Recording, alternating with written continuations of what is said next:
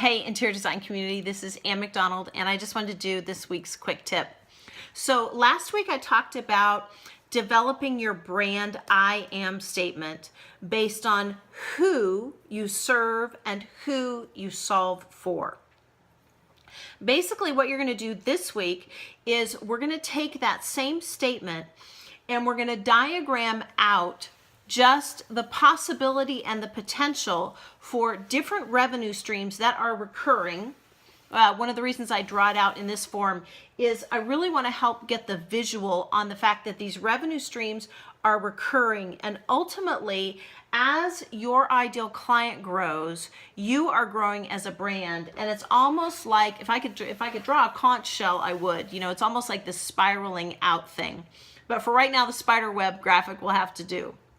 So what I want you to do this week is just draw this out, and then on the outer, depending on how many rings you choose to draw today on your little diagram, leave the last one with sections in between. You see, I've got a line, but I have a space in between.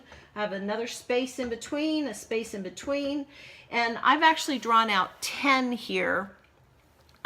The spaces that I would leave are between really 7 and 9, no more than 10. And those spaces are going to be indicative of the ways that you are going to develop the know, like, and trust for your creative brand. Or, as I mentioned last week, I don't know if you can see this or not. Let me see if I can move this a little bit. The into me you see, or the intimacy that you are creating as a brand, demonstrating that you've done the hard work to know who your ideal client really is.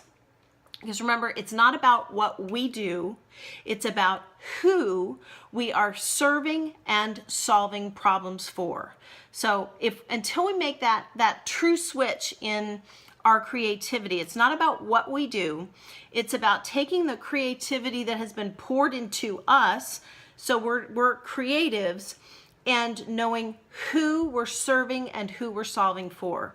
So having these gates at the outset of your creative brand allows you to develop community around the demonstration that you know who your ideal client is. Let me say that again. This is where you're developing community in these openings at the outer rim of your creative brand that demonstrate that you can be known, liked, and trusted because we've taken the time to develop a brand I am statement centered around who we serve and we solve for. All right.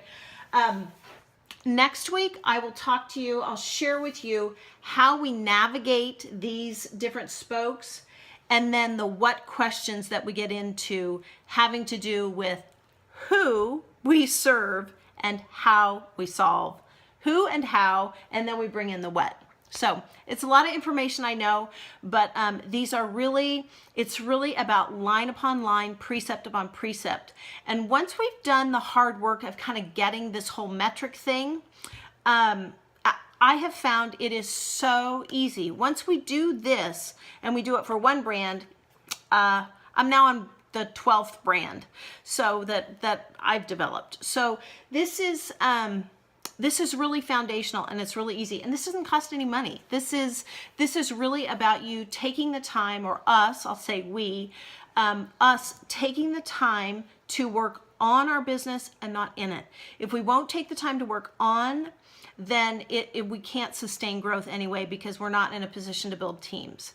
So, and in order to generate revenue that's sustaining and recurring, we have to build teams. In order to build teams, we got to get out of the center. We got to take ourselves out of the center and put the ideal client in. And that's the switch from what we do to who we serve and who we solve for. So have a great day. Yeah, love you guys. Have a great day. Thanks. Bye.